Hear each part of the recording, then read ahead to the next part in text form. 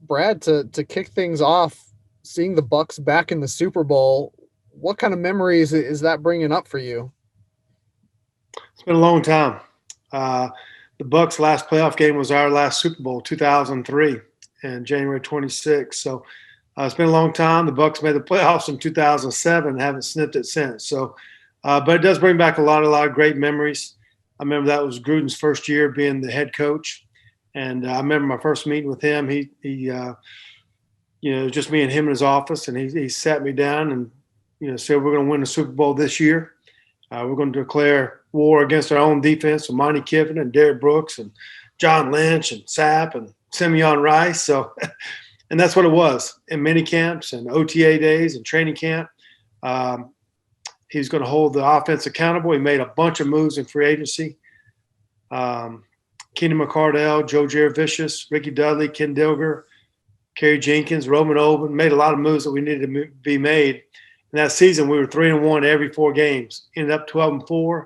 Got hot as the season went on, and then we were able to beat our team that was our nemesis, Philadelphia Eagles. They'd beaten us 4 straight times, beaten us early in the year, back in October 20th of that same year, up in Philly.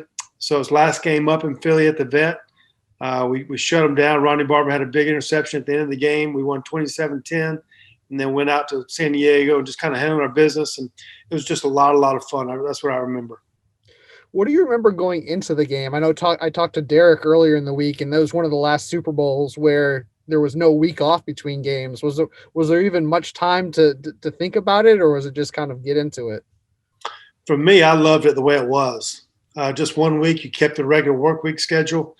Um, we played in Philadelphia on that Sunday. We got home about 1 or 2 in the morning.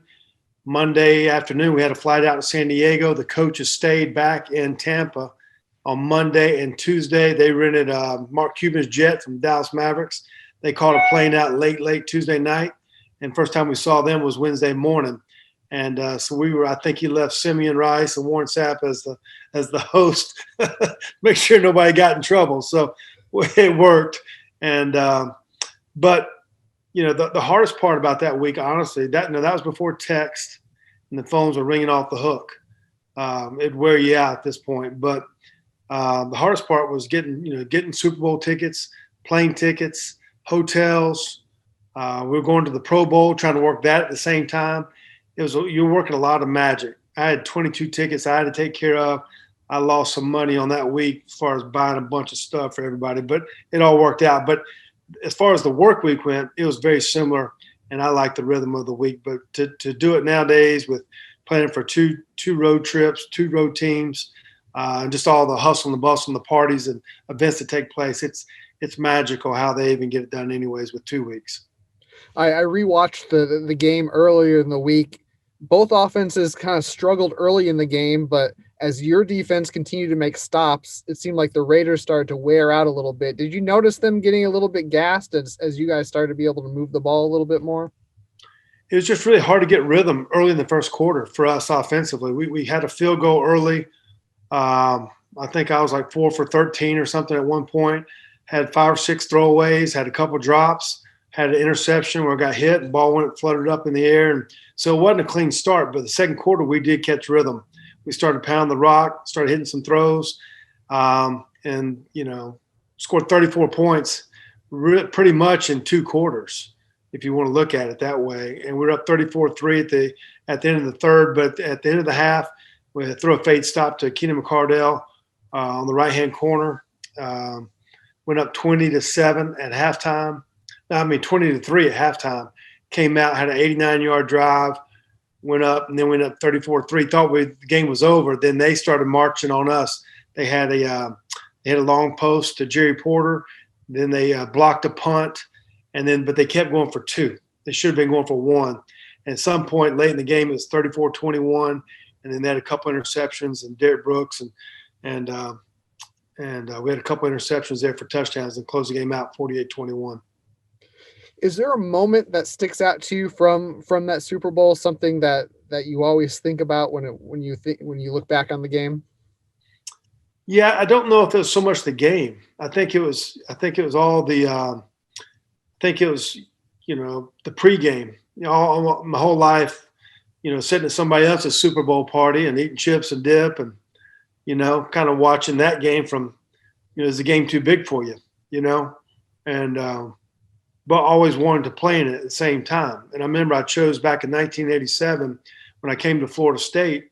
I wanted to be a professional football player. I didn't know if I had the length or whatever or ability to quite play pro basketball, even though I played 2 years at Florida State. I didn't know if I had that potential. But in 1987, Phil Simms was one of my heroes. They beat the great John Elway and Denver Broncos. And after the game, he said, I'm going to Disneyland with the confetti falling. And so after I made that decision, 16 years later in 2003, I was holding my son Max and with my wife, 7.5 months pregnant, Nikki with our other son Jake. And next thing I was saying, I was going to Disneyland. So it's pretty awesome to have that same feeling. But I remember Celine Dion singing "God Bless America" and the Dixie Chicks singing the national anthem, and Larry Zonka and Bob Greasy were the honorary captains and all those kind of things. And it was a day that you don't get tired. You're full of energy and you can play all day long. And fortunate for us that day it went our way. There have been so many great Florida State quarterbacks, but only one can say that they're a Super Bowl champion, and that's you. Does that mean something to you? We had some great quarterbacks at Florida State. I mean, in our room with, I was always competing with Casey Weldon, who I felt like was one of the best leaders and quarterback we ever had there at Florida State. And he was a runner up to the Heisman. And that was the year we didn't quite finish it as the number one team. And then Charlie Ward, he did win the Heisman and the national championship. And Chris Winkie, he won the Heisman national championship. And Danny McManus, the guy I always looked up to, he threw for 52,000 yards in Canadian League. And Pierre Tom Willis played 4 years in the NFL. And Kenny Felder was a late first-round draft pick in baseball. I'd say it was just it's very, very competitive in the quarterback room, even though we all thought each other stunk and we all deserved to be playing in front of the other. But I remember great, great coaches. I remember great, great players. And my time just wasn't at Florida State. I got to play some, but my time I was a late bloomer. But I kept, I had higher goals and I worked my tail off, not through college, but all the way through my whole career. And things kind of worked out well for me as far as, having a 17-year career and winning a Super Bowl. I'll have you put on your analyst hat for a moment. It's a fascinating matchup. You have probably the greatest quarterback of all time versus someone in another decade or so might be knocking on that same door, and Patrick Mahomes. What's it going to take for the Bucks to take home a second Super Bowl? A lot of points. I mean, you better score because that other team's going to score too. I think you saw it, pretty much for the Bucks. I think they had 7 turnovers on defense the last 3 playoff games. 5 or 6 of those turnovers have turned into touchdowns. This past week, you saw the play right at the end of the half where Scotty Miller caught the go pass with no time left on the clock, pretty much. And then the very next drive, they caused a fumble, and with Aaron Avante, I can't remember who it was. On the drag route, and they scored points. But it's going to come down to, it's the obvious. You cannot turn the ball over, and then when you get to the red zone, you better score. And you saw that Green Bay did not score in the red zone. Tampa did.